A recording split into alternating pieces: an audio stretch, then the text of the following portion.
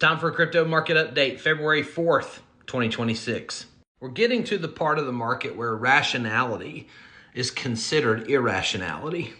So if you're here for the contrarian take that I'm about to give me a number 3 in the comments, share this with a crypto curious friend, and lock in.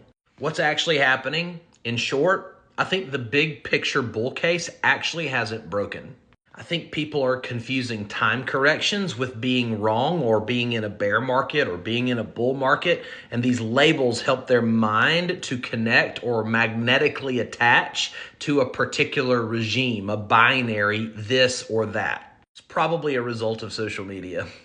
But if you look across equities, Bitcoin, not necessarily the smaller crypto market caps, this is what markets do after strong or somewhat strong runs. There's rotation and compression.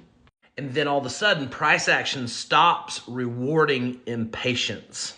And that's usually where leadership resets and the next expansion starts.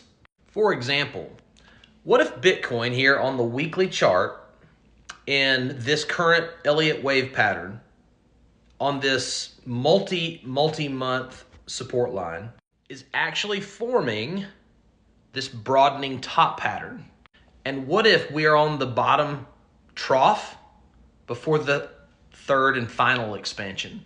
It would make sense from a psychological or emotional level, right? Like, look, this particular trough is supposed to be lower than the initial trough in the broadening pattern. And that's where we are. And now it's the lower low that everybody's calling, and they're saying bear market, all this stuff. It's like a house of mirrors though, right? You might hear one guy who's a CIO of a big central exchange say, yeah, we're in crypto winter and we have been for a year and we're almost done. That's one perspective. You hear other people saying, no, we just started a bear market.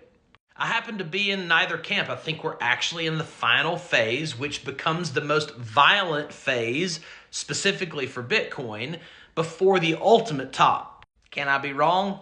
Absolutely. Am I telling you an exact time and hour when this is going to happen?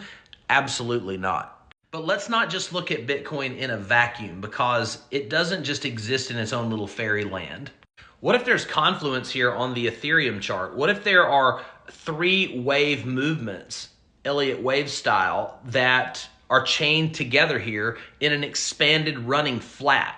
This is all the way back to the last cycle, the bear market lows. And the reason why people feel like they've been chopped up or never experienced euphoria is because Ethereum, and thus the majority